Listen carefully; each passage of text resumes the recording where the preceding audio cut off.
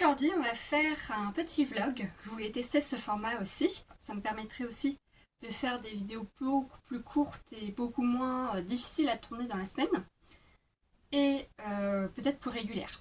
Aujourd'hui, dans ce vlog, on va faire tous les petits trucs que je dois finir ou que je dois faire. Donc, première chose, l'objectif numéro 1, c'est de finir cette robe. Vous l'avez dû voir au mois de juillet. Non, au mois de juin, il me semble. Ou juillet, je sais plus. En step motion. J'avais essayé de faire un petit truc assez sympa. J'adore cette vidéo, je la trouve trop bien faite. Je me lance des lauriers, mais c'est pas grave. Voilà. Et c'est pour ma grand-mère, c'est une petite robe comme ça. Mais en fait, j'avais pas eu le temps de finir les emmanchures. Où j'ai fait juste un surjet comme ça et ni fait l'ourlet. Évidemment parce que il fallait que ma grand-mère l'essaye pour voir si c'était pas trop long, si ça allait et tout. Et ça c'est les derniers trucs que je fais. Seulement un problème, enfin un et demi. La taille ici elle est beaucoup trop haute.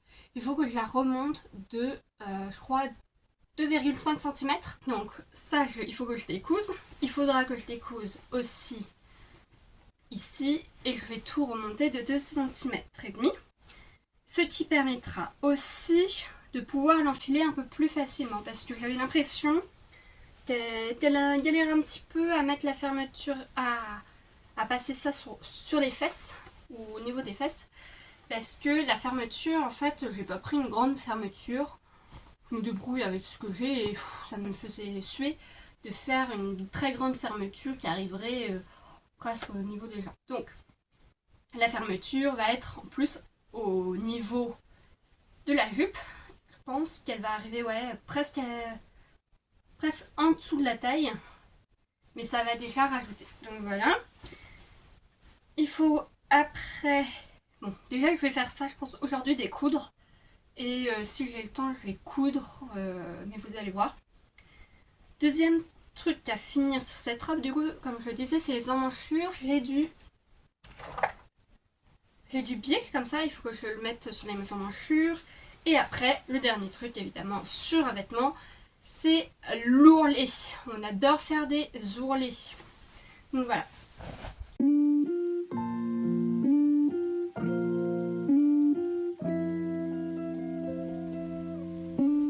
Là, c'est pas beau. J'aime pas.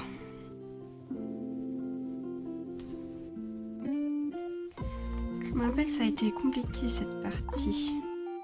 Tiens, je l'avais déjà décousu.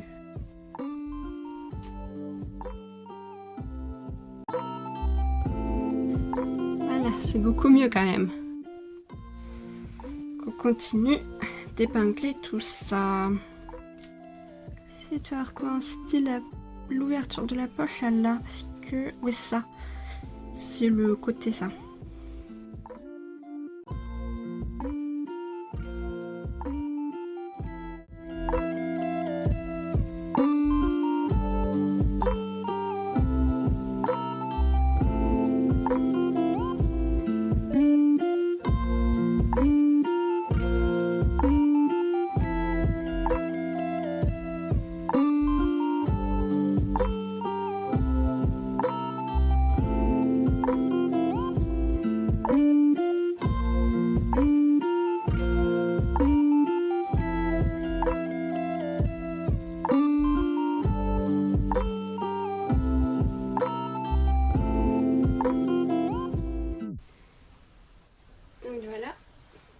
Voilà, alors j'ai rehaussé ça, vous avez vu, et du coup j'ai refait la couture du milieu de ma jupe.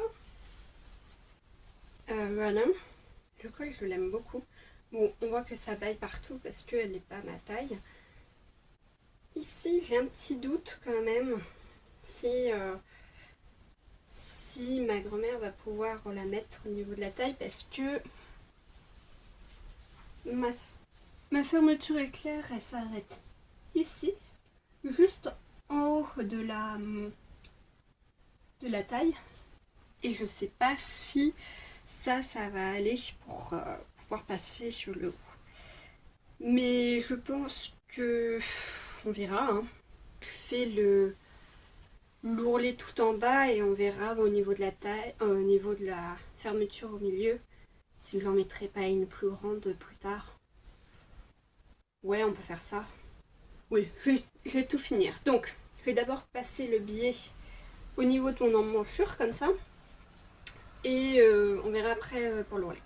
Je voulais aussi vous parler de mon crochet, qui devait être la vidéo du dernier jeudi de juillet. Et bon, voilà la taille du truc. C'est trop gros. Mais je trouve ça quand même assez sympa. Alors, je sais jamais si ça c'est... Vous voyez rien, il n'y a pas de lumière. Je sais jamais si ça c'est l'endroit ou l'envers, mais moi j'aurais mis ça en endroit et ça en envers. Et essayer de le faire en réversible. Donc voilà. Je suis vachement dégoûtée, j'ai 3 pelotes dedans. Je commence à peine ma 4e. Je suis trop dégoûtée. Mais je vais devoir tout décrocheter. Et en fait, oui, je vous ai pas dit, c'était un top. En fait, je voulais juste faire un petit top tout simple, mais sans patron. Parce que ça fait quand même 2 projets que je fais. Enfin, mon 2e projet n'est pas fini. C'est un pull et j'ai aussi un problème au niveau des manches. Mais on en reparlera peut-être plus tard parce que j'ai pas très envie de finir mon pull d'hiver avant mon top d'été. Donc voilà. Mais au final, je pense que je voulais pas faire de diminution et d'augmentation sur celui-là, mais ça va pas être possible. Alors je pensais, au lieu de commencer par le bas, parce que moi j'avais commencé en me disant que ça c'était le bas, et que je montais progressivement, je vais commencer par le haut, et faire la plus petite la longueur ici, faire une chaînette qui me prend bien tout là, donc comme ça, et je vais faire des augmentations au niveau de ma poitrine, et après laisser en évasé comme ça. Je pense pas refaire des diminutions pour que ça me prenne bien tout. Donc voilà, en plus ça va pas être pratique pour le mettre, je pense. Voilà, je vais détricoter tout ça. Ça représente tellement d'heures de travail, en plus c'est magnifique là. Mais je sais pas quoi en faire, j'ai pas assez de pelote pour me faire une jupe. Et ouais. Voilà, je voulais le montrer parce que c'est quand même plusieurs heures de travail. Et vous expliquer un peu.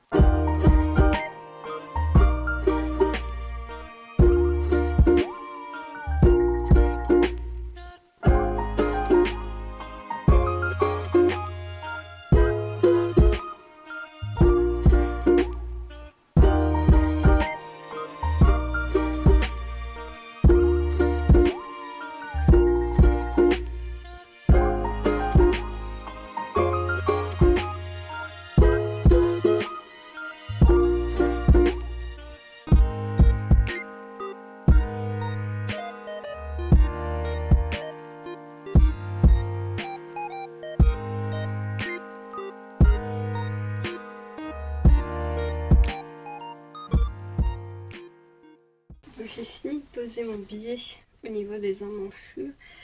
Et j'ai crotté des fois, mais là, j'ai l'impression que ça fait des plis.